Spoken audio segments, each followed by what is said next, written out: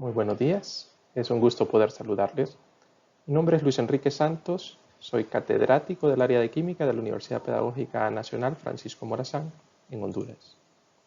En esta ocasión, permítanme comentarles un poco sobre los fundamentos de los métodos geoquímicos asociados a la exploración geotérmica. Comencemos.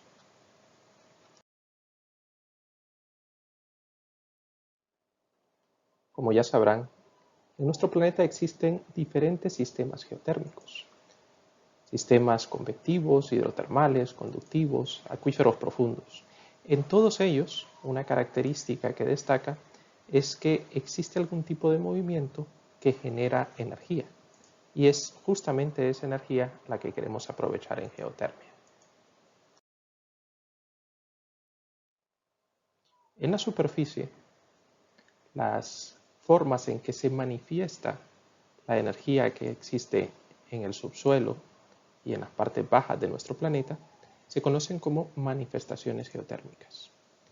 Y no son más que una expresión superficial de lo que está ocurriendo en las profundidades de donde existe algún reservorio que es fuente de energía. En la pantalla pueden ver algunos de estos ejemplos: los volcanes, las fumarolas, las aguas termales o incluso los lodos geotérmicos son manifestaciones energéticas de lo que sucede más abajo. Y es justamente aquí donde la geoquímica tiene lugar, estudiando las manifestaciones geotérmicas para tratar de predecir lo que está ocurriendo en el reservorio de energía.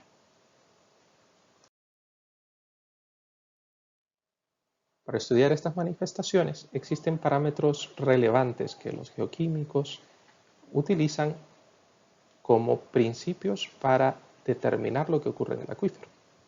Utilizando técnicas de campo y algunos análisis instrumentales, se trata de buscar parámetros como la conductividad, la salinidad, la temperatura superficial, el pH, su grado de acidez o de alcalinidad de las manifestaciones geotérmicas, igual que el contenido de iones y gases que existen en la manifestación. Igualmente importante es determinar algunos isótopos de interés que nos revelan información sobre lo que sucede más abajo, igual que los minerales que están disueltos y que precipitan tanto en la manifestación como en los alrededores. ¿Para qué se utilizan todos estos parámetros? Pues justamente para predecir o para intentar predecir las temperaturas que hay en el reservorio, en la parte interna de nuestro planeta, la composición de ese reservorio y la naturaleza y origen de los acuíferos. Con ello podemos valorar el potencial de explotación que pueda tener esta manifestación y por supuesto el reservorio. En la actualidad los químicos contamos con una serie de técnicas instrumentales que nos ayudan a realizar o a revelar toda la información extraída de los parámetros de las manifestaciones.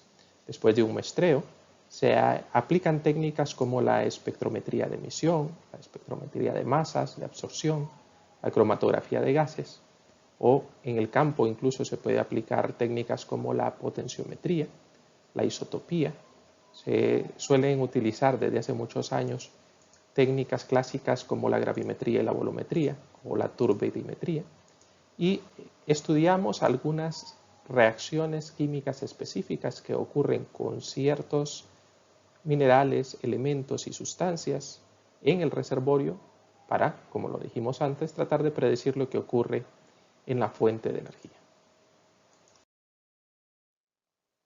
Una de las técnicas que destaca sobre las demás, porque ha sido utilizada por muchísimo tiempo por los geoquímicos, es la espectroscopía de absorción.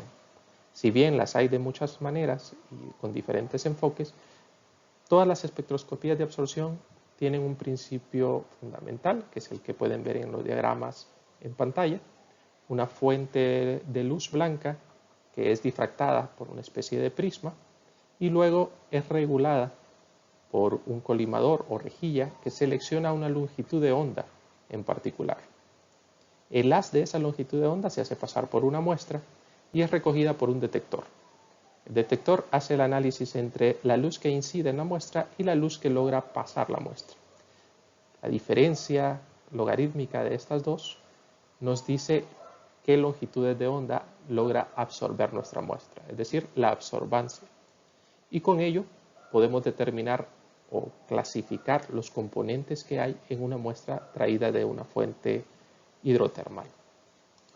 Los aparatos de espectrometría de absorción se parecen a este que vemos ahora en pantalla. Es un espectroscopio de absorción atómica de la Universidad Pedagógica y básicamente lo que nos da es un revelado del espectro electromagnético continuo que vemos en la parte inicial de este gráfico. Si se dan cuenta, esto correspondería a la luz blanca.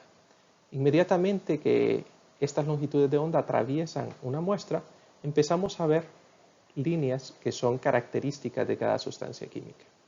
En el caso del espectro de absorción vemos líneas oscuras que simulan un código de barras con el cual los químicos podemos determinar qué sustancias existen en esta muestra y la cantidad que existe o la concentración que existe en una manifestación hidrotermal.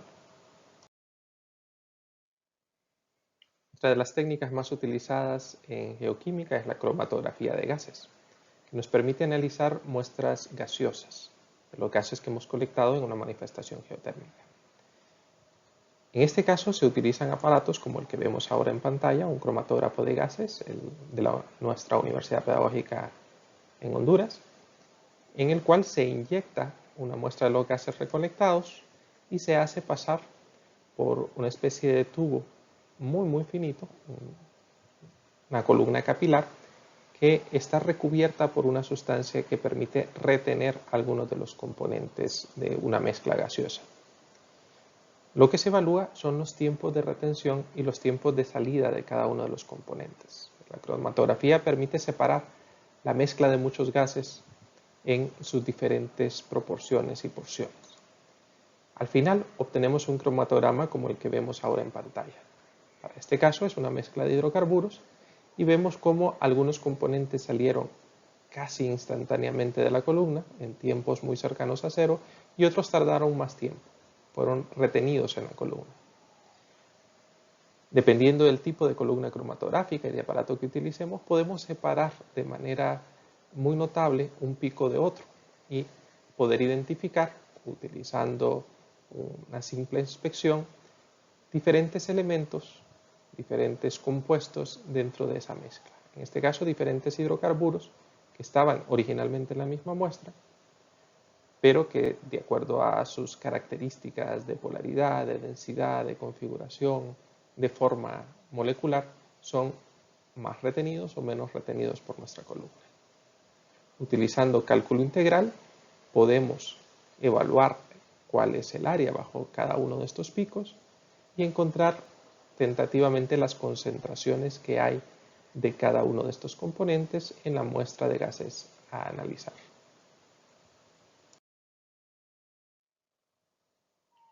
Una de las cosas que más nos interesa en geoquímica es averiguar las sales que se encuentran disueltas en nuestras muestras.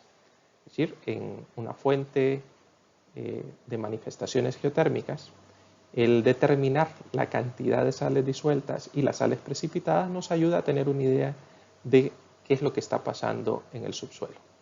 Como ya sabrán, las sales no son más que compuestos iónicos formados por la unión de un catión, que es un ion positivo, y un anión, que es un ion negativo. La unión de estos dos iones forman arreglos normalmente eléctricamente neutros y que usualmente en forma sólida son cristalinos, como el ejemplo que vemos en pantalla de la calcita o carbonato de calcio. De hecho, esta es una sal muy común en manifestaciones geotérmicas. Pero por supuesto hay muchas más sales que pueden ser de interés. Por ejemplo, las sales de sodio, de potasio y de calcio. Todos estos cationes nos revelan información relevante en geoquímica, igual que los aniones como el cloruro, los sulfuros, los sulfatos, los carbonatos y los bicarbonatos. En general, todas las sales iónicas sufren un proceso de solvatación, el momento en el cual el agua, debido a su polaridad, logra dividir los iones y separarlos para que la sal se solubilice. A esto le llamamos disolución de una sal. Pues bien, en una sal en disolución permite analizar cada uno de los iones por separado y en conjunto. Y es esto lo que hacemos en geoquímica. Cada una de las sales que podemos encontrar en una manifestación tiene su interés y de hecho son afectadas de manera diferente por las temperaturas, por el pH y por la presión.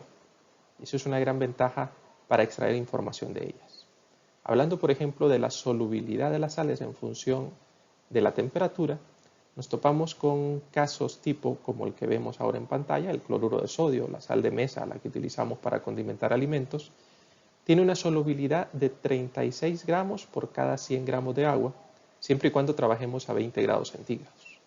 Si elevamos la temperatura hasta 50, vemos cómo la solubilidad aumenta en 1 gramo, de 36 a 37. En el gráfico que vemos a la derecha, podemos observar como si agregamos una cantidad pequeña de cloruro de sodio en 100 gramos de agua, por ejemplo 10 gramos, obtenemos una solución bastante diluida. Si mantenemos la temperatura y aumentamos a 35 gramos, tenemos una solución bastante concentrada, muy salina. Si llegamos exactamente a los 36 gramos, tenemos una solución que denominamos saturada. Y si nos pasamos de 36, ese porcentaje o esa porción que excede los 36 gramos va a precipitar. Y es lo que vemos en el fondo. Eso ocurre a 20 grados centígrados. Pero por supuesto en las manifestaciones geotérmicas las temperaturas se elevan. Y entonces las cosas cambian. Lo que había en el precipitado ahora se solubiliza. Y a 50 grados centígrados la sal está completamente soluble siempre y cuando mantengamos esa temperatura. Si la volvemos a enfriar, de esos 37 gramos, 1 gramo va a precipitar. Si nos damos cuenta, hay otras sales como el cloruro de potasio, como el nitrato de sodio o el nitrato de potasio, que se comportan completamente diferentes. Veamos el caso del nitrato del potasio, el último que aparece en nuestra tabla. Pasa de tener una solubilidad de 32 gramos a 85, es decir, muchísimo más que el doble, mientras que el cloruro de sodio apenas aumenta en 1 gramo al cambiar de 20 grados a 50 grados centígrados. De esta manera, cada una de las sales y de la concentración de estas sales en una muestra nos dice algo relevante sobre las temperaturas y por supuesto sobre el contenido de sales que hay en el fondo, en un reservorio, y las que logran llegar a la superficie cuando disminuimos la temperatura.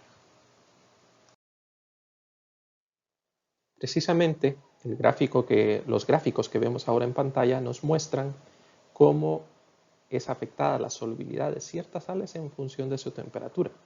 Veamos el caso que habíamos mencionado anteriormente, el del nitrato de potasio. Es la línea verde que vemos ahora en pantalla. Observamos que a 0 grados centígrados podemos disolver apenas 10 o 11 gramos de nitrato de potasio en 100 gramos de agua. Es una solubilidad bastante pobre. Sin embargo, a medida que aumentamos la temperatura, empezamos a ver un crecimiento exponencial en su solubilidad. De tal manera que cuando llegamos a 50 grados centígrados, somos capaces de disolver cerca de 90 gramos de esta sal en 100 gramos de agua.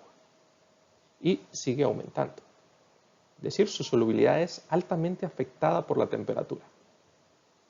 Otras sales, como el cloruro de sodio y de potasio, son afectadas, pero su crecimiento de solubilidad es lineal.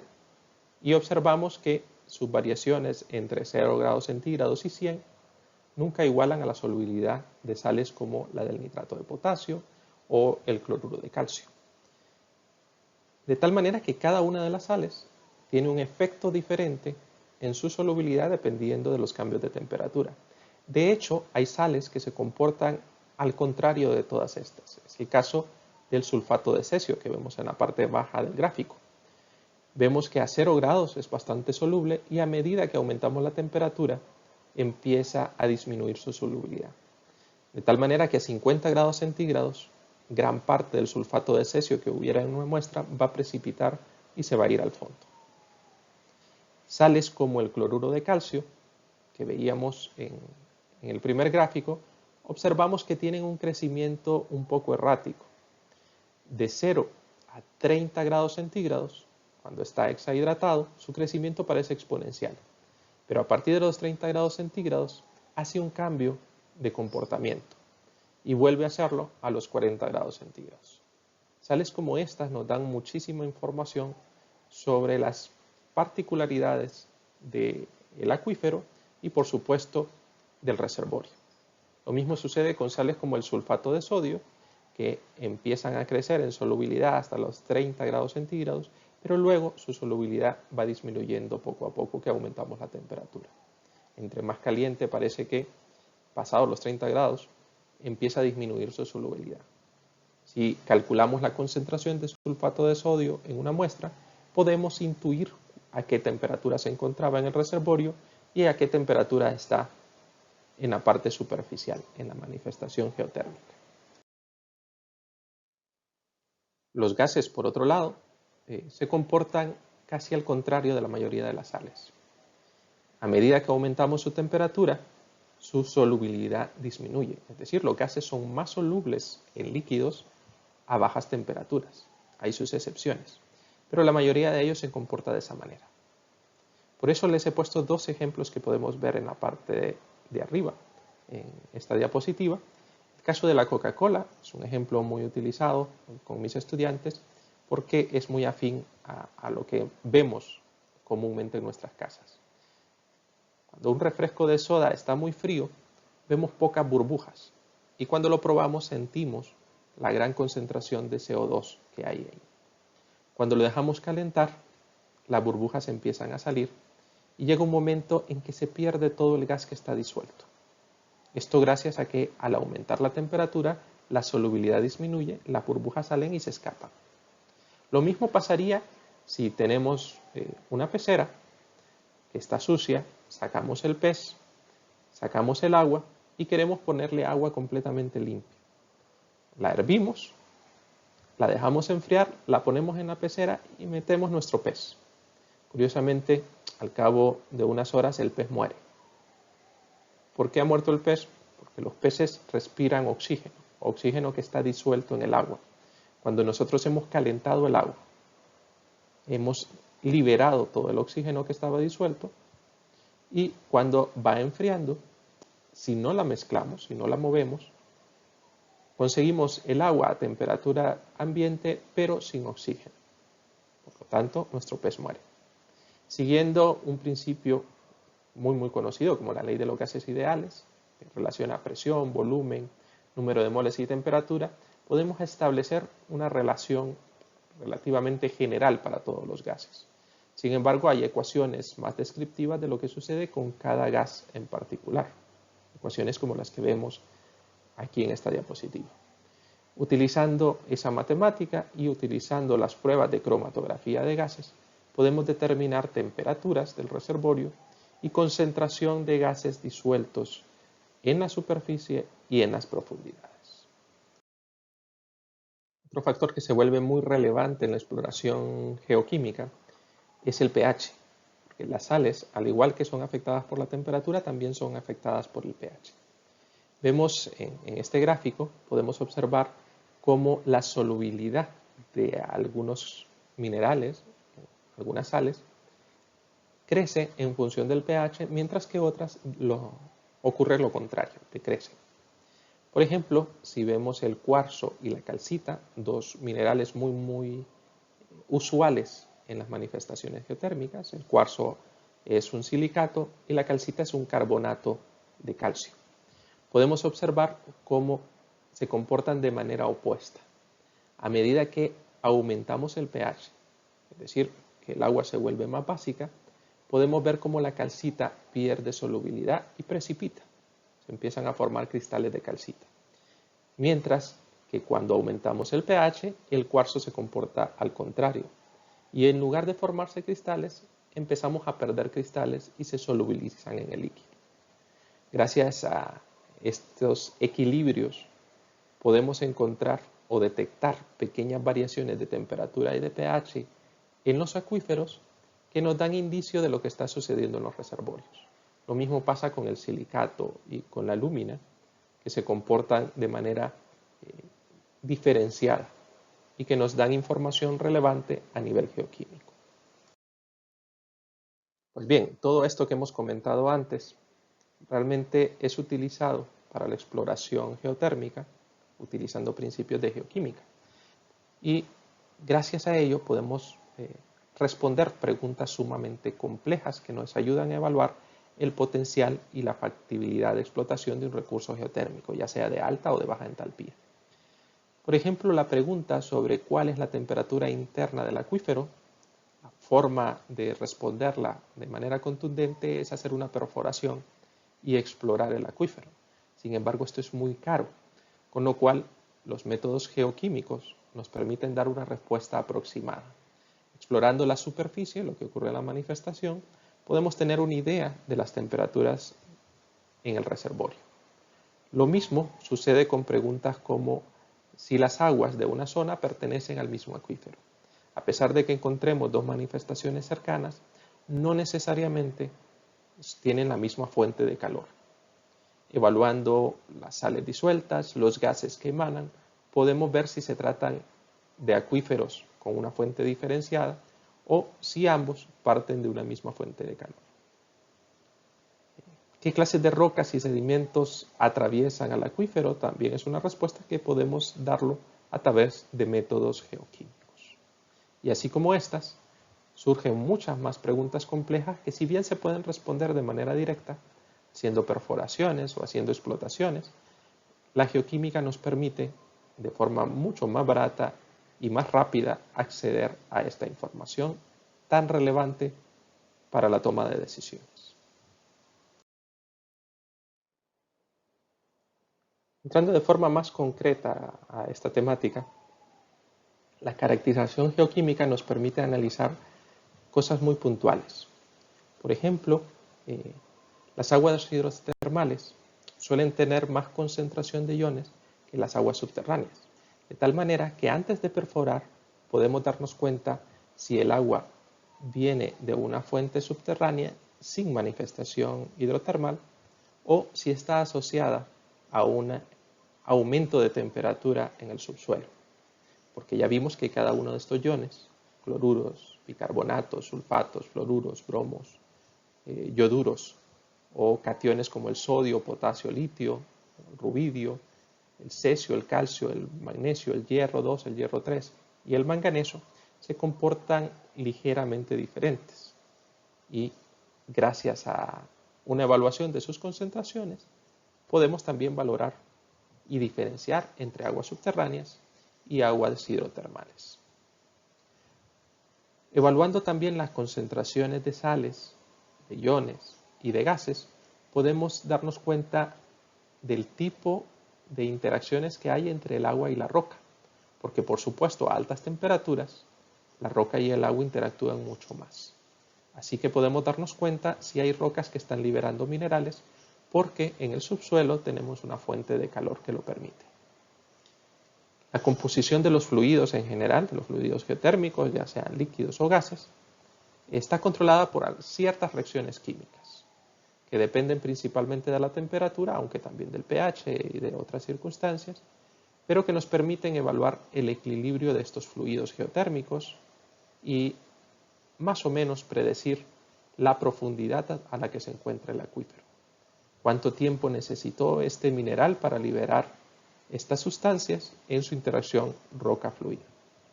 Es información sumamente relevante que se obtiene por caracterización geoquímica. Por otro lado, la concentración de iones depende también de las diferencias físico-químicas y geológicas de un sistema, como la temperatura, el contenido de gases, el tipo de calor, la fuente de calor, la forma en que este calor se difunde, el tipo de rocas alojantes, el tipo de rocas que existen en el subsuelo y el tipo de rocas que existen en la superficie, la permeabilidad que hay entre estratos, la edad del sistema para saber la evolución geológica de las rocas, la fuente de los fluidos y los procesos de mezcla, entre otros un montón de tipos de reacciones que podrían tener lugar. Pues bien, podemos acceder a toda esta información analizando los contenidos de muestras extraídas de manifestaciones geotérmicas. 5 puntos relevantes a tener en cuenta en la caracterización geoquímica son los que aparecen ahora en pantalla. El flasheo, es la generación de una fase líquida y otra gaseosa, nos permite darnos cuenta de qué es lo que está sucediendo, o por lo menos de intuir lo que está sucediendo a nivel conceptual en capas más bajas a las cuales no podemos acceder. La separación de fases de un fluido salino, es decir, por densidades, o por temperaturas, o por pH, también nos permite acceder a cierta información sumamente relevante. La condensación del vapor al contacto con agua subterránea o con aguas superficiales que vienen de la lluvia o vienen de río o de escorrentillas o de lixiviaciones y que producen aguas con ciertas características, por ejemplo, aguas sulfatadas ácidas o aguas bicarbonatadas ricas en sodio y en CO2, nos dan un indicativo de cómo se recarga un acuífero y de si hay una contaminación de nuestra fuente o de nuestra manifestación geotérmica, una contaminación de agua meteórica. Las mezclas de CO2 provenientes de fuentes bastante profundas en aguas termales nos dan también una idea de la proporción de CO2 que viene de la contaminación de aguas meteóricas y la cantidad de CO2 que realmente está saliendo producto del recorrido que hacen los fluidos hidrotermales desde la fuente de calor hasta la superficie. Igual la mezcla de fluidos termales con aguas superficiales de baja temperatura, ese contraste de temperaturas de agua caliente que viene del subsuelo y agua fría que está en la superficie, nos da información relevante. Por ejemplo, en la pantalla podemos ver una fuente magmática de la cual emanan ciertas sustancias bastante ácidas. Por ejemplo, iones sulfato, iones sulfuro o incluso ácido clorhídrico o cloruro de hidrógeno en su forma gaseosa, que emanan de la fuente magmática, empiezan a subir por ser menos densos que el suelo y se topan con aguas más frías, con aguas meteóricas que vienen de la lluvia o que vienen de yacimientos o cuerpos de aguas superficiales. Pues bien, gracias a esta interacción se generan algunos minerales que sirven como capa protectora del acuífero que está en el subsuelo, pero que además nos dejan residuos, evidencias de lo que está sucediendo. Cuando encontramos alta cantidad de cloruros, son generalmente provenientes del ácido clorhídrico y del cloruro de hidrógeno que emana de la fuente magmática y que a medida se enfría y se topa con escorrentías o con aguas superficiales, empieza a generar minerales clorados o clorurados. Cuando nosotros analizamos la manifestación geotérmica, podemos detectarlos y darnos cuenta de que esos cloros, esos cloruros, provienen de mucho más abajo, en la profundidad del suelo. Y así podemos diferenciar diferentes sistemas geotérmicos. Gracias al estudio de muchísimos científicos, muchos geólogos, geofísicos y geoquímicos, hoy en día conocemos diferentes formas de clasificar las aguas de sistemas hidrotermales y además de sacar provecho e información de ellas. Quizá una de las clasificaciones más famosas es la clasificación hecha en 1988 por Gegenbach. En ella habían 3 diferentes tipos de aguas hidrotermales. Las aguas cloruradas sulfatadas, que son altamente ácidas, las aguas cloruradas pero neutras y las aguas bicarbonatadas. Haciendo un poco más de estudio, ha salido también una subclasificación de las primeras.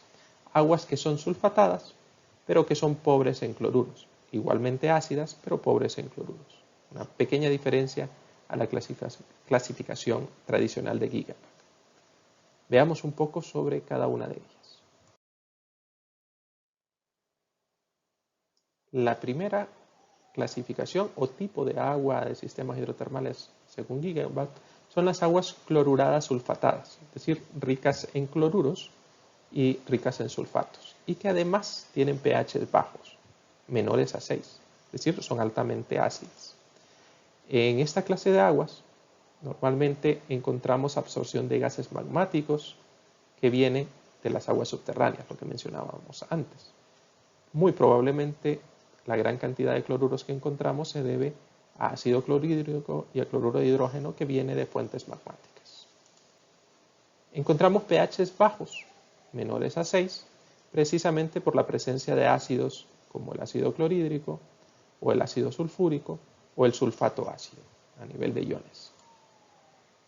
En el caso del sulfato ácido, a altas temperaturas, es relativamente neutro. Sin embargo, a bajas temperaturas se empieza a acidificar, con lo cual eso nos da un indicador de lo que sucede abajo cuando hay altas temperaturas en el reservorio y arriba cuando las temperaturas empiezan a decrecer. Ganamos acidez y es lo que podemos analizar a nivel superficial. Es muy común en este tipo o clasificación de aguas encontrar la disolución simultánea de varias rocas. Al ser ácidas y al tener elevadas temperaturas, eso permite solubilizar muchos de los minerales con los que se encuentran los fluidos hidrotermales. Así que son altamente ricas en minerales que podemos analizar en la superficie. Y estas son aguas no equilibradas o inmaduras de Gegenbach. Es quizá una de las clasificaciones, eslogan que le podemos poner a este tipo de aguas. Aguas inmaduras o no equilibradas, porque tienen un contenido, una mezcla bastante poderosa de diferentes minerales, dependiendo de la parte geológica de los suelos en los que se encuentran. Veamos qué pasa con las demás. Un caso particular, similar al anterior, son las aguas altamente ácidas, sulfatadas y con bajo cloruro. Igual que en la clasificación de Gegenbach, donde encontrábamos pHs menores a 6 y encontrábamos gran concentración de sulfatos, estas aguas tienen características similares, pero tienen una característica que las hace especiales, y es el hecho de que, a diferencia de la anterior, estas son muy pobres en cloruros. ¿Qué información podemos obtener de ellas? Pues normalmente estas son aguas vapor calentadas, es decir, calentadas por vapores emanados de los puntos calientes. El mezclado de vapores generalmente procede de acuíferos profundos que empiezan a salir a la superficie, se topan con aguas frías, someras o superficiales y las calientan. No hay un contacto directo de fluidos, a diferencia de las anteriores. En esta clase de aguas hidrotermales nos topamos con oxidaciones de sulfuro de hidrógeno. En presencia de agua, el hidrógeno sulfato o sulfato ácido empieza a oxidarse. La presencia de sulfuros es muy característica porque notamos un olor a huevo podrido. Es justamente porque está ocurriendo esta oxidación. Estas aguas hidrotermales no presentan o no representan ambientes profundos en sistemas volcánicos.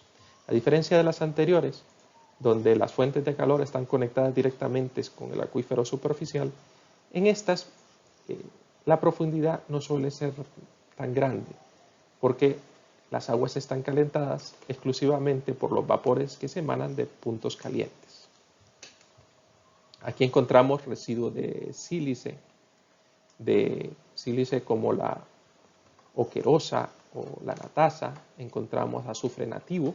Es muy usual encontrar azufre de color amarillo y con una gran concentración de sulfuros de olor a huevo podrido, como comentábamos antes. Encontramos sulfuros, encontramos esmectitas y caolinitas. Así que un geólogo puede analizar los minerales que hay en la superficie y darse cuenta de que se trata de un agua a vapor calentada, muy rica en sulfatos, muy pobre en cloruros. La segunda clasificación de aguas o de sistemas hidrotermales de Gegenbach son aguas cloruradas neutrales. Vimos que la primera era rica en cloruros, pero cloruros en un ambiente ácido y además con alta concentración de sulfatos. En esta segunda nos topamos con aguas ricas en cloruros, pero de pH aproximado de 7, es decir, neutras. Estas son aguas bien equilibradas en fuentes neutrales, a diferencia de lo que ocurría al inicio de aguas desequilibradas, donde había muchos sulfatos y cloruros. Son aguas muy ricas en cloruros, ya lo mencionamos, y generalmente son propias de pozos geotérmicos profundos. La gran riqueza en cloruros y su neutralidad nos indica que el yacimiento geotérmico que nos interesa, está a mucha profundidad. Aquí hay mayores zonas de descarga y alto potencial para producir energía eléctrica. Es el caso de Aguachapán, de la planta geotermal en El Salvador. Son aguas cloruradas neutrales, de gran profundidad, pero de mucho potencial para producción de energía geotérmica. En la tercera clasificación de Gegenbach encontramos las aguas bicarbonatadas o carbonatadas. Estas aguas son de pH relativamente neutro, y la diferencia con las anteriores es que aquí los cloruros son casi inexistentes o muy pobres, y lo que aparece mayoritariamente son carbonatos y bicarbonatos.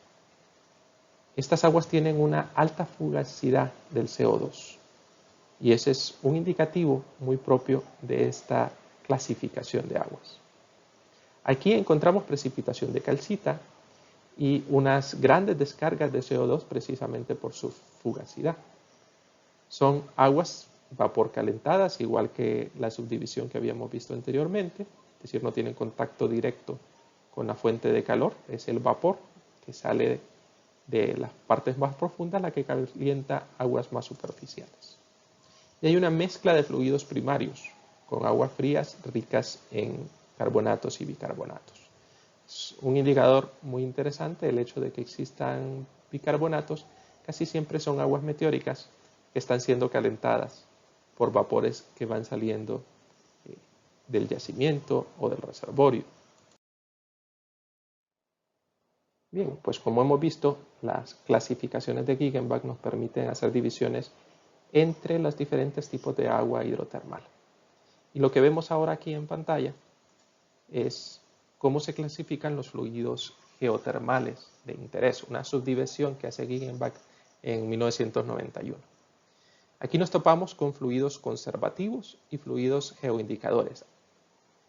Ambos tipos son muy importantes y relevantes para la exploración geoquímica, pero nos dan información diferente.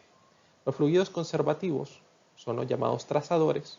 Aquí incluimos gases nobles como el helio y el argón, incluimos al cloro, al boro, al litio, al rubidio, al cesio y al nitrógeno en forma molecular. Estos fluidos son no reactivos y químicamente inertes, lo que nos permite que se mantengan a lo largo de todo su recorrido. Por eso se le llaman fluidos conservativos. Tienen las mismas propiedades en la superficie como en el interior. No se modifican al incorporarse al fluido hidrotermal o geotermal, con lo cual, cuando los analizamos en la superficie, en la manifestación geotérmica, se comportan de acuerdo a las concentraciones que existen en el subsuelo. De tal manera que proveen una especie de firma química que permite trazar el origen de las aguas, saber de dónde viene, de a qué acuífero, si dos acuíferos pertenecen a la misma fuente hidrotermal o no, o geotermal, y nos permite encontrar información relevante a lo largo de todo el proceso, desde que aparecen hasta que se manifiestan en la superficie.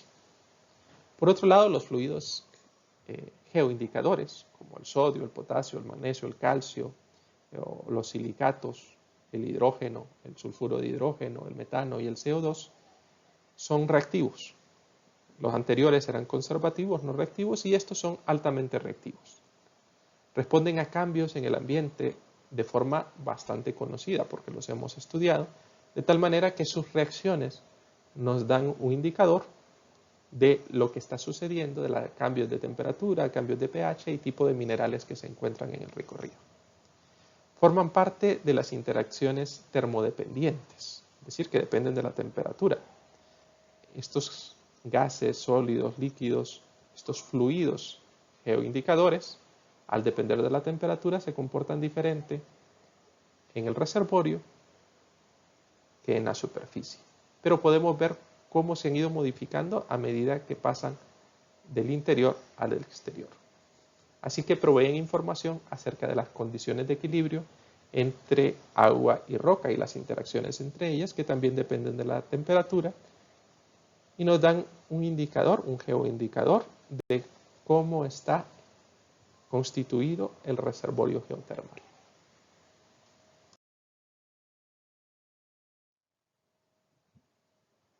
Además de la subdivisión que veíamos de Gegenbach, hay otras subdivisiones como la división de Arnoldson, que también clasifican los fluidos geotermales, en este caso en fluidos primarios y fluidos secundarios. Los fluidos primarios, como aguas ricas en cloruros, sulfatoácidas o salmueras hipersalinas, con gran concentración de sales, se encuentran en la base de las celdas convectivas. Es decir, podemos ver aquí procesos de intercambio de calor por convección, y estos fluidos son los que se encuentran justamente en la base de esa convección. Son producto de la mezcla de sustancias volátiles de origen magmático con diversos componentes y fluidos como aguas meteóricas, aguas marinas o aguas con natas.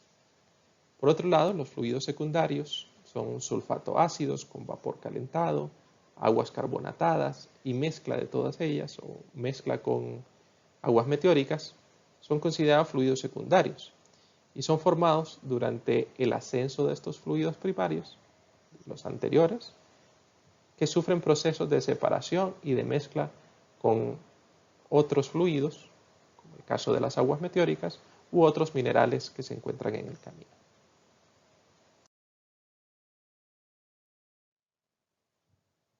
Podemos relacionar muchas especies químicas, sodio con litio, sodio con boro, cloro con boro, sodio con calcio, sodio magnesio, silicato potasio, calcio bicarbonato, calcio magnesio, e igual encontrar información relevante.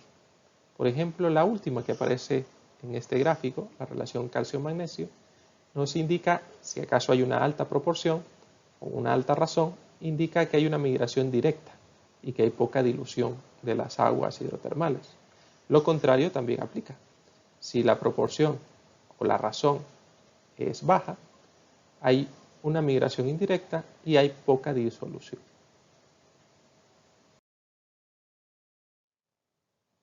Finalmente, toda la información que hemos mencionado anteriormente es utilizada en la construcción de geotermómetros, que no son más que ecuaciones que nos permiten determinar las temperaturas que están en la parte baja, es decir, en los reservorios de calor, con respecto a las temperaturas que encontramos en la parte alta o en la manifestación geotérmica. Explorando la manifestación geotérmica, queremos descubrir cuál es la temperatura del reservorio. ¿Cómo lo hacemos? Pues utilizando expresiones matemáticas como las que vemos ahora en pantalla. Expresiones que relacionan el cuarzo sin pérdida de vapor, el cuarzo con pérdida de vapor, la presencia de calcedonia y las diferentes temperaturas, cosas como la relación sodio-potasio que veíamos antes o la relación sodio-potasio-calcio, y que nos dan indicadores o geotermómetros que nos ayudan a predecir la temperatura interna del acuífero. Cada una de estas ecuaciones, por supuesto, tiene sus limitantes y es aplicable a cierto rango de temperaturas en la superficie, a cierto rango de temperaturas que logran predecir. Las relaciones de sodio-potasio, por ejemplo, nos ayudan a predecir reservorios de temperaturas mayores a 250 grados, mientras que la relación, el geotermómetro de cuarzo sin pérdida de vapor, nos ayuda a determinar reservorios que tienen temperaturas máximas de 250 grados centígrados. Así que, ¿cuál geotermómetro utilizar? Depende de lo que encontramos en la superficie, de lo que encontramos en la manifestación geotérmica. Muchas veces se resuelven más de una de estas ecuaciones para poder vislumbrar cuál es la temperatura predicha del yacimiento.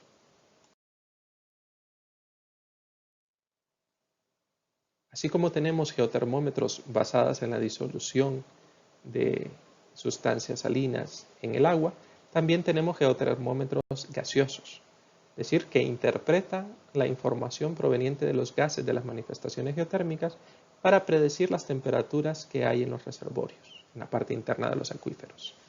Nos topamos con 4 principales, que son las que vemos ahora en pantalla, y que, igual que lo que sucedía con los geotermómetros de agua, tienen sus limitantes. En este caso, estas 4 nos ayudan a predecir yacimientos o reservorios que tienen temperaturas hasta de 350 grados centígrados. Con lo cual, son muy utilizadas para evaluar el potencial geotérmico que pueda tener una manifestación sin necesidad de hacer la perforación. Por supuesto, para encontrar toda esta información relevante y poder hacer estas predicciones fabulosas de la geoquímica, es necesario hacer muestreos. Y en este caso los muestreos son sumamente delicados, no puede haber contaminación con aguas meteóricas, con el ambiente, porque nos interesa hasta la última característica del yacimiento, del reservorio, proveniente de la información que podemos sacar de la manifestación. Hay técnicas particulares. En el caso del muestreo de gases, por ejemplo, se utilizan instrumentos como los que vemos a la parte izquierda de la pantalla. Se utilizan bolsas especiales que pueden acumular gases y dejarlas encerradas para analizarlas luego en el laboratorio, o instrumentos como un matraz de Gegenbach, que es rellenado con alguna sustancia adherente, un absorbente de cierta clase de gases como el hidróxido de sodio, y donde podemos atrapar algunos gases para llevarlos luego a un cromatógrafo y que nos diga qué gases hay, en qué proporciones, y utilizar un geotermómetro de gases para predecir la temperatura en el reservorio.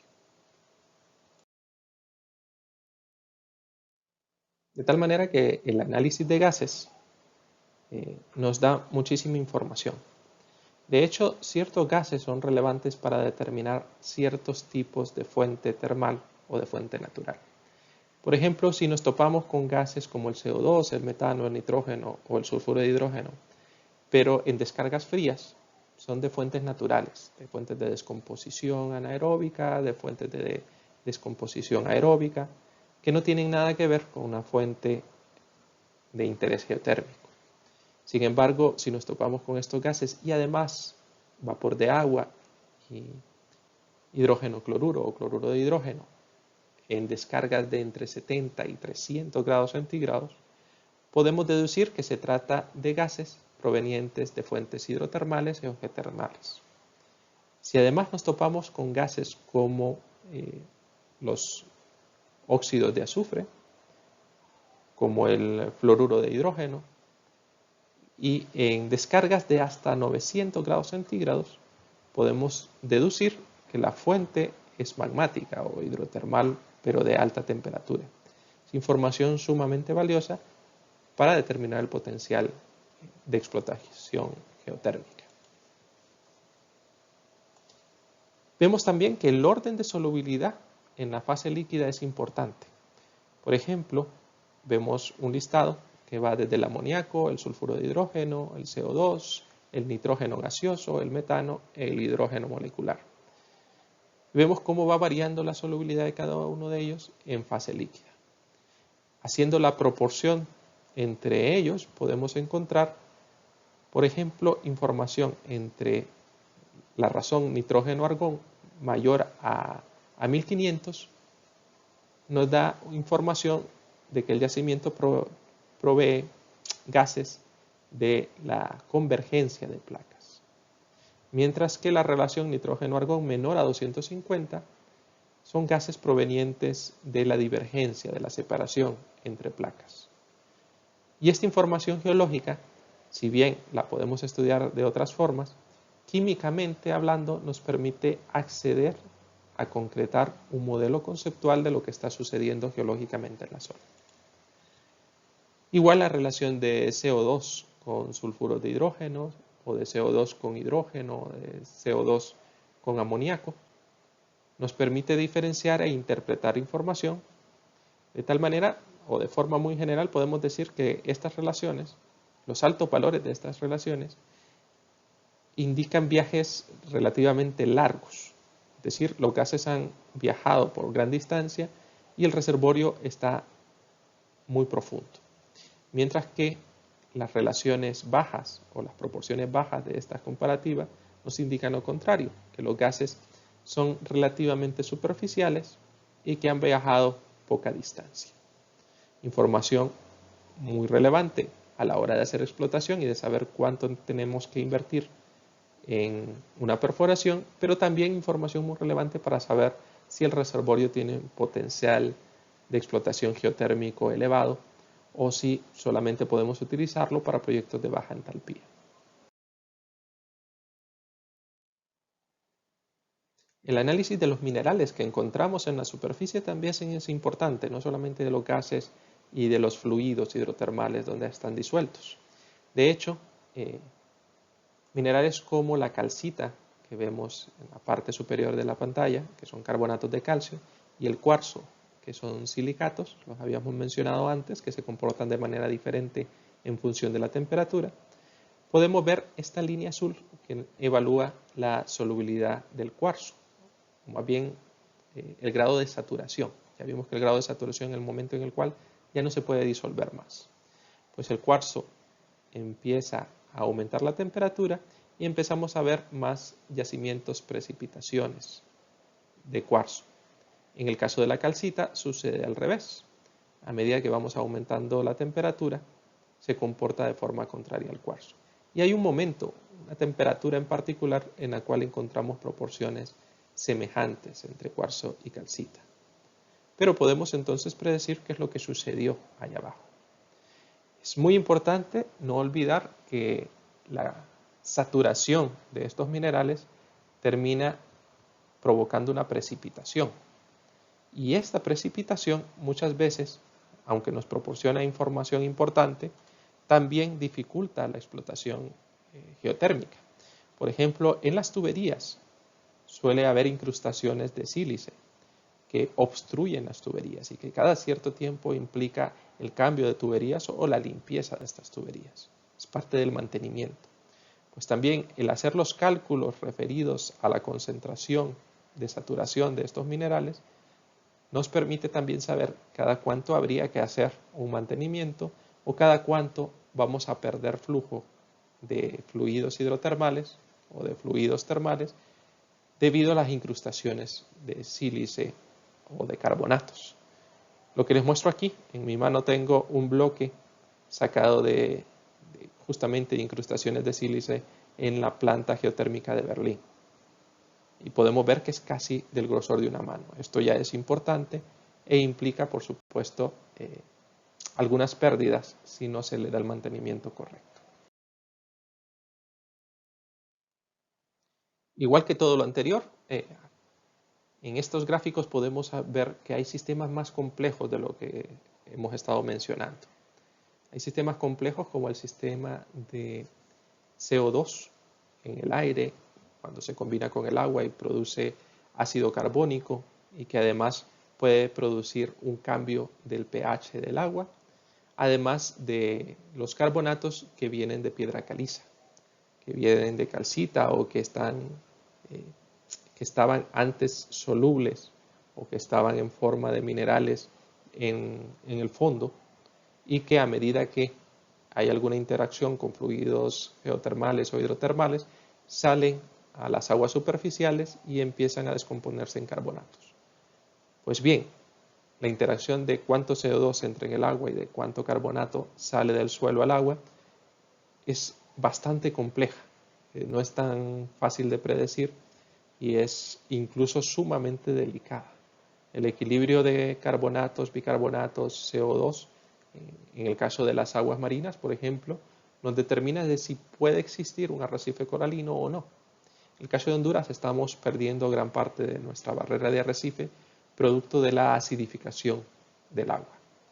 A medida que se vuelve más ácida, perdemos carbonato del suelo y carbonato que viene de los arrecifes, el cual por supuesto se contrarresta con la basicidad que tenemos en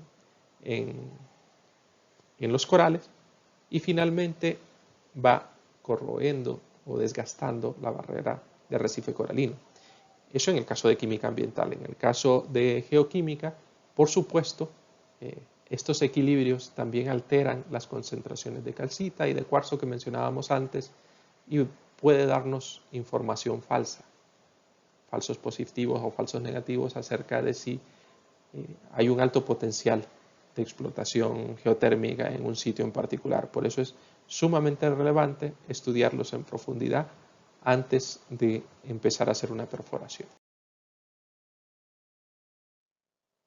Si queremos determinar si las aguas de una zona que puede ser relativamente pequeña o una zona muy amplia, si estas aguas pertenecen al mismo acuífero y son calentadas por la misma fuente termal, nosotros necesitamos analizar los iones, cationes y aniones que están disueltos en estas aguas. Y la forma de interpretarlo, después de hacer un muestreo, tomar las muestras, llevarlas al laboratorio y hacer un análisis por todas las técnicas que habíamos visto antes, la forma de interpretarlo generalmente es por diagramas. Y aquí nos topamos con diferentes diagramas, como el de Shula-Berkalov, como el diagrama de Steve modificado, como el de Piper, o los diagramas de Gegenbach, que son los más utilizados, estos cuatro, a la hora de interpretación de información geoquímica. Muy brevemente puedo comentarles que el diagrama de Schulen-Berkalov es algo semejante a lo que vemos aquí. Este es un diagrama, una representación del muestreo que se hizo en una zona particular. En este caso, diferentes puntos de muestreo nos dan diferente información. Y podemos ver cómo hay líneas que se parecen mucho con respecto a otras. Lo que estamos graficando aquí son las concentraciones de ciertos iones en cada uno de estos puntos. Y, por ejemplo, cuando desglosamos esta información, nos topamos con que hay al menos 3 diferentes fuentes. Lo que vemos en el diagrama A, vemos tendencias muy semejantes en estas 3 líneas, en estos 3 puntos, que nos marcan aguas superficiales debido a la alta concentración de cloruros y de sodio y la relativamente baja concentración de bicarbonatos y sulfatos. Este es un muestreo hecho en Andarax, Almería, en España. En el gráfico B vemos aguas que se comportan más o menos semejante, que siguen la misma tendencia, aunque hay pequeñas variaciones, y son acuíferos carbonatados. El inciso C nos muestra otra tendencia diferente de acuíferos dendríticos que están en la parte media de Andarax. Este es parte de un estudio hecho por Sánchez y Martos en el 2005 en esta zona y que nos sirve de ejemplo para mostrar cómo se diagraman la concentración de iones según Shula-Berkalov. Otro diagrama que se utiliza muchísimo para interpretar la información sacada del muestreo y análisis de iones disueltos en agua es el diagrama de Steve modificado. En este caso se diagrama la composición iónica de las muestras en un gráfico de 3 dimensiones que relaciona cosas como la proporción de sodio y potasio con respecto al cloruro, la proporción de calcio con respecto a los carbonatos y bicarbonatos, de magnesio con respecto a los sulfatos, y podemos ver un muestreo de 74 puntos en Las Cañadas, en Tenerife, y de algunas zonas adyacentes que nos muestran si las aguas corresponden a un mismo acuífero o no. Es otra forma de diagramarlo. En este caso particular se requiere de muchísima información geológica, además de la información geoquímica. Los 2 diagramas anteriores son importantes, sin embargo, quizá uno de los más utilizados, de los más relevantes, es el diagrama de Piper, que en lugar de utilizar concentraciones de cada uno de los iones, cationes y aniones, usa porcentajes relativos, proporciones de cada uno de ellos. Lo que vemos aquí, este diagrama de Piper es un diagrama triangular que nos muestra la proporción de sulfato, cloro, carbonato y bicarbonato en este triángulo, la proporción de magnesio, calcio, sodio y potasio en este triángulo. Y cómo esa información se puede extrapolar al rombo que aparece en medio. En este caso es un muestreo hecho en Sonora, en México. Y podemos diferenciar, por ejemplo, los puntos verdes que son del norte del distrito, que son relativamente diferentes en cuanto a la relación de carbonatos, sulfatos y cloruros, con respecto a los puntos amarillos, que son del centro-sur del distrito, o los puntos naranja, que son muestreos tomados cerca de un río, del río Mayo. De esta manera nos damos cuenta que se corresponden a acuíferos diferentes.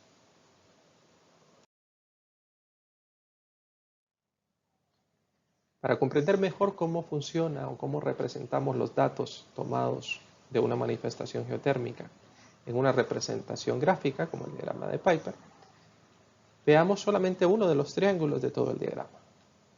En este gráfico triangular vemos las concentraciones porcentuales de los iones calcio, el ion magnesio y la suma de los iones sodio y potasio. Cada uno de los ejes corresponde a el grado de concentración de estos cationes. En el caso del magnesio, va de la parte inferior a la parte superior. La esquina, el vértice inferior a la izquierda, representa una concentración de 0 para el magnesio. Y a medida subimos, aumentamos la concentración hasta llegar a la esquina superior, al vértice superior de este gráfico, que representa el 100% de magnesio. Una muestra que solamente tuviera magnesio y no tuviera ni calcio, ni sodio, ni potasio, tendría un punto ubicado justamente en el vértice superior. Ahora bien, las líneas que marcamos de manera horizontal corresponden a las diferentes variaciones de concentraciones de magnesio. Si el vértice es 100, la siguiente línea sería 90, 80, hasta llegar a 0. El eje inferior, el opuesto al vértice superior, corresponde a muestras que no tienen absolutamente nada de magnesio. Es decir, magnesio 0 y el resto es calcio, sodio y potasio. Si nos fijamos en el lado opuesto, el lado derecho, nos muestra la suma de las concentraciones de sodio y potasio. Y en este caso, el 0 para el sodio y potasio se ubica en el vértice superior y a medida aumentamos la concentración, vamos bajando hasta toparnos con el vértice inferior derecho, que corresponde a una muestra que tiene 100% de sodio y potasio. Es decir, no tiene ni calcio ni magnesio. Y las líneas que aparecen ahora en verde corresponden a las diferentes concentraciones, empezando en 100%, luego 90, 80, 70, 60, hasta llegar a 0.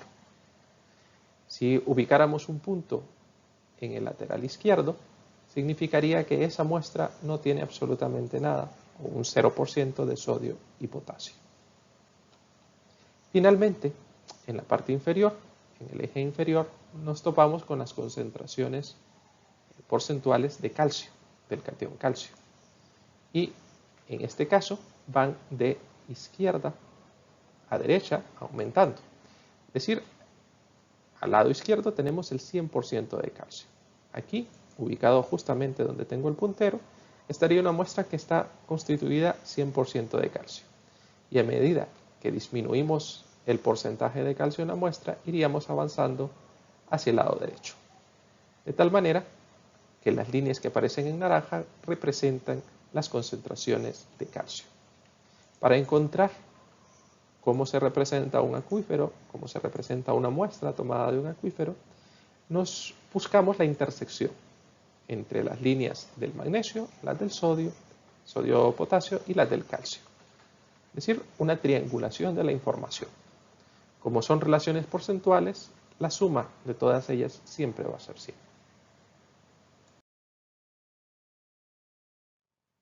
Pero bien, limpiemos todo esto y ahora veamos un ejemplo para poder interpretarlo mejor. Tenemos nuestro diagrama triangular, tenemos el magnesio en un lado, el sodio y el potasio en el otro, y en la parte inferior ubicamos las concentraciones porcentuales de calcio. Supongamos que hemos ido a una fuente termal o hidrotermal, un yacimiento, una manifestación geotérmica, tomamos una muestra de agua, la llevamos al laboratorio y nos topamos con estas concentraciones de calcio. 82 mil equivalentes por litro. De sodio y potasio la suma nos da 104 mil equivalentes litro. Y la concentración de magnesio es de 49 mil equivalentes litro. Convertimos esta información a información porcentual.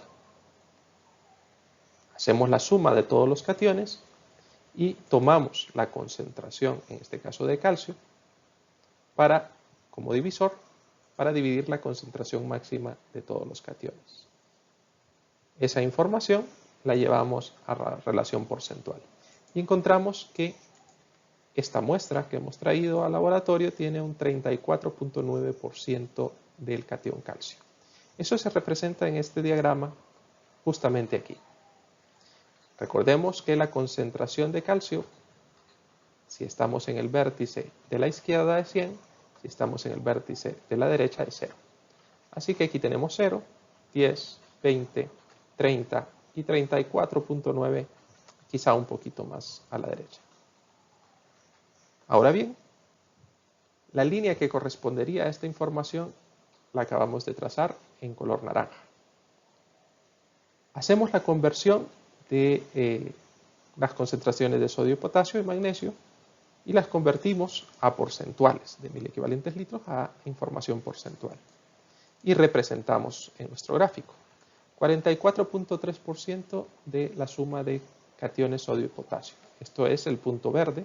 Trazamos una línea que corresponde a esa información y 20.8% la concentración de magnesio, que corresponde a este punto azul, y trazamos una línea con respecto a ella. La intersección de estas tres líneas es nuestra muestra. Una muestra que tiene 34.9% de calcio, 44.3% de sodio y potasio y 20.8% de magnesio. La suma es 100 y corresponden al punto rojo que vemos en este diagrama.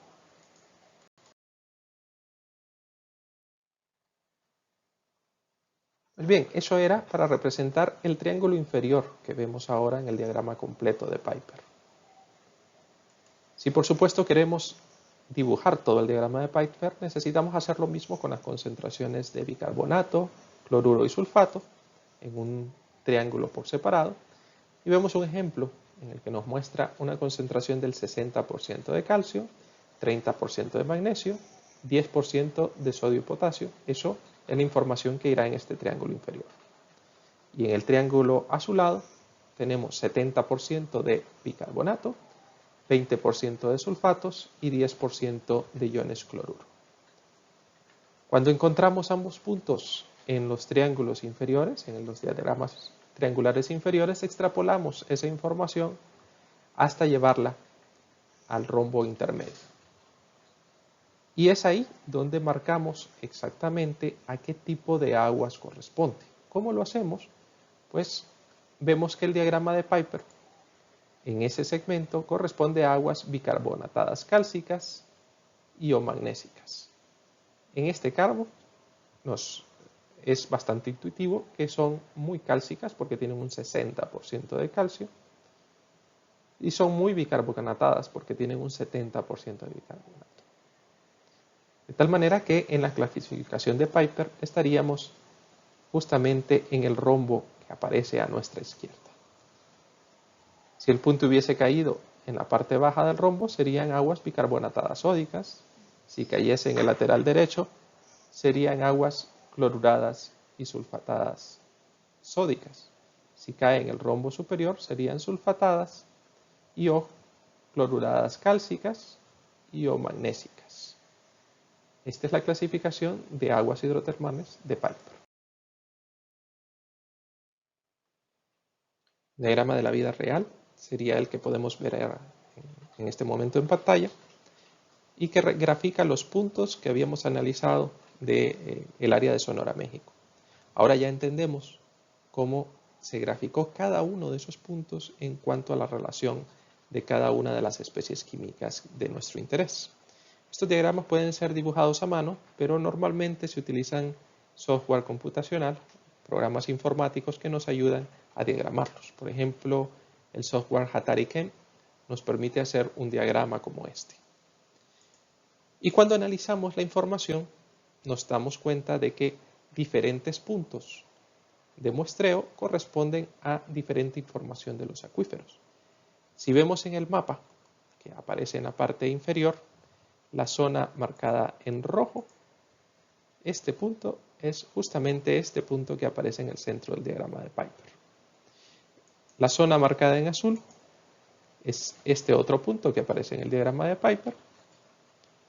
Y la zona marcada en amarillo, que corresponde a un acuífero completamente diferente, es este punto que aparece en un rombo diferente del diagrama de Piper. Así que podemos casi deducir que estos dos son muy semejantes en características de iones disueltos en correspondencia a este. Y de hecho podemos evaluar que las aguas provienen de un lugar en particular y se van desplazando hacia otro. Y a medida que se desplazan se van contaminando con aguas superficiales, de tal manera que pasamos de aguas muy ricas en sulfatos, sulfatadas y cloradas, hasta aguas muy carbonatadas. Las aguas carbonatadas tienen una mayor mezcla de contaminación de aguas meteóricas, de agua lluvia, de escorrentillas y de ríos.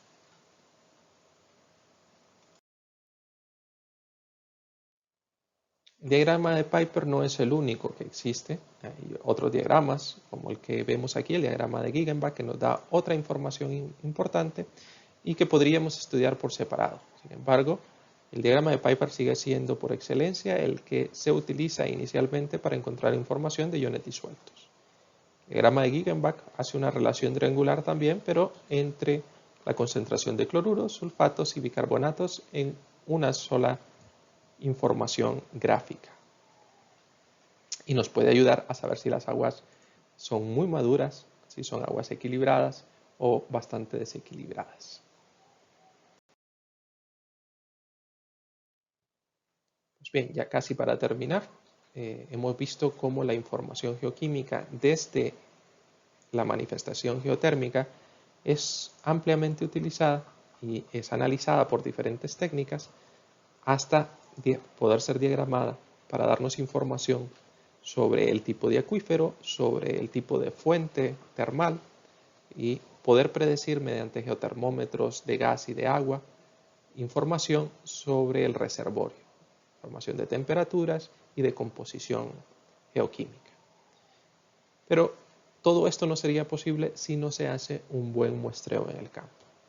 Y por eso aquí les enlisto algunas de las cosas que deben de tener en consideración cuando vayan a hacer un muestreo en el campo, un muestreo para análisis geoquímico.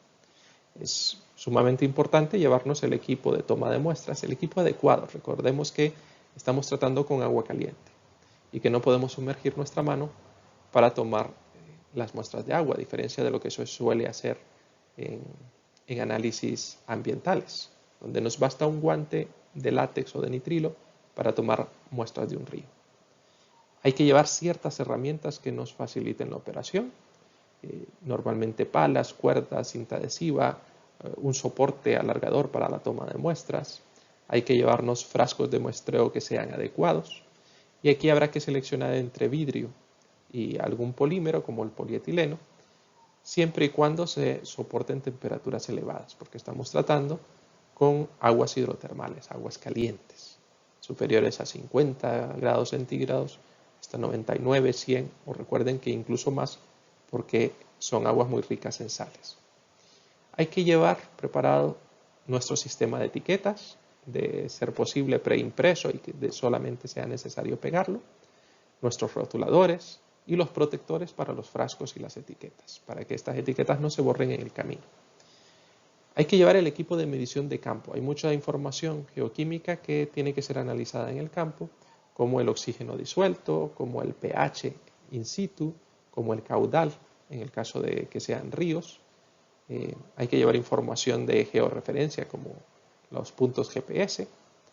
Es importante llevar material de protección, termorresistente, guantes, botas, overoles, mascarillas porque hay mucha emanación de gases y por supuesto un protector solar si estamos expuestos a altas temperaturas y además en una superficie que no tiene sombra.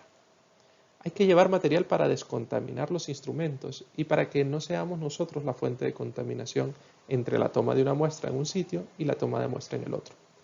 Las muestras de agua, en el caso de geoquímica, se pueden contaminar muy fácilmente si utilizamos el mismo muestreador y no lo descontaminamos entre toma y toma. Hay que llevar material para preservar, para conservar las muestras desde que son tomadas en el campo hasta que se llevan al laboratorio. Y aquí hay que hablar con la gente del laboratorio para que nos indique cuáles son las medidas, a qué temperatura hay que trasladarlas, qué preservantes hay que colocar, qué recipientes hay que utilizar. Recuerden que la toma de muestras en manifestaciones geotérmicas difiere de la toma de muestras en química ambiental. Por tanto, hay que tener estas consideraciones. Siempre es importante llevar equipo de comunicación, llevar equipo fotográfico. Un teléfono celular nos sirve para comunicar y tomar fotos, pero hay que tener cuidado. Si nos llevamos como único sistema de captación de fotografías nuestro teléfono celular y no tenemos dónde cargarlo, nos podemos quedar sin batería antes de tomar toda la información de la zona.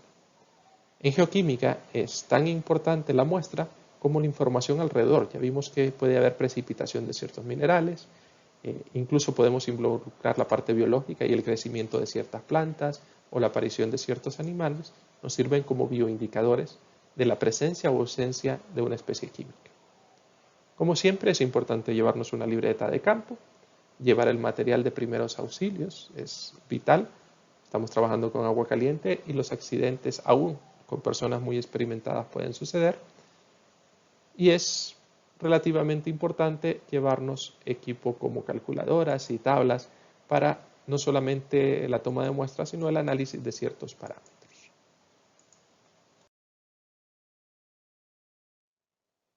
Traten de evitar todos los errores en el muestreo. Cualquier error del muestreo se manifiesta a la hora del análisis y puede darnos información falsa. Recuerden que la intención de utilizar la geoquímica en exploración geotérmica es poder predecir lo que sucede en el reservorio. Si hay alguna pequeña falsedad o imprecisión en la toma de la muestra, nos puede dar grandes errores sobre las temperaturas y composición del reservorio. Es muy usual toparnos con estos errores, con no llevar correctamente calibrados los instrumentos o no llevar instrumentos de calibración in situ, la contaminación cruzada, ya sea porque colocamos dos muestras muy cercanas, porque nos llevamos una muestra de un acuífero a una zona donde hay muchos vapores y no está muy bien cerrada. El hecho de que se recolecten muestras o que no se recolecten muestras de control de calidad es un error muy frecuente. Queremos saber también el agua de la zona, el agua que no corresponde a la fuente hidrotermal, qué minerales tiene. Por ejemplo, si pasa cerca a un río que no es caliente, que no es de agua caliente, que no está asociado a la fuente de calor, es importante tomar una muestra de esa agua o del agua lluvia para saber qué minerales ya hay en la zona y cuáles vienen realmente de las profundidades. El mal embalaje o el olvido del equipo de embalaje para llevarnos las muestras desde el campo hasta el laboratorio es un error bastante frecuente. El no utilizar preservantes adecuados, por eso hay que hablar antes con el laboratorio. El hacer un proceso de muestreo incorrecto de los sitios, de las cantidades o de la forma en que se hace el muestreo. El hacer una lectura errónea del equipo puede ser por falta de práctica, de instrucción o por descalibración de los equipos. El que se etiqueten mal las muestras, recuerden que al laboratorio llevamos la muestra ya con etiqueta, con cierta información. Si se confunden las etiquetas, pueden también confundirse muy fácilmente la información de sitios que se asemejan pero que no son iguales en el campo. Hay que documentarse bien, conocer antes el terreno al cual vamos a ir y llevar la documentación tanto para identificarnos con la población en general de la zona como para identificar el sitio particular que queremos muestrear. Y por supuesto hay que hacer un plan, diseñar el plan de muestreo con todas las actividades en un cronograma de tiempo. Y siempre, siempre la seguridad debe ir primero. Aunque lo hemos puesto al final de la lista, asegurarnos de llevar todos los instrumentos de seguridad, de tomar las precauciones a la hora de tomar muestras y de evitar accidentes. Bien, ha sido un verdadero privilegio y placer poder compartir esta información con ustedes. Hay muchísimo de lo que podríamos seguir hablando y para ello les dejo mi correo electrónico para que se comuniquen conmigo si tuviesen alguna duda, algún comentario o si quisieran compartir información con todos los centroamericanos que estamos deseando saber más sobre el potencial geotérmico de la zona. Muchísimas gracias por su atención y espero muy pronto tener otra oportunidad de comunicarme con ustedes. Hasta pronto.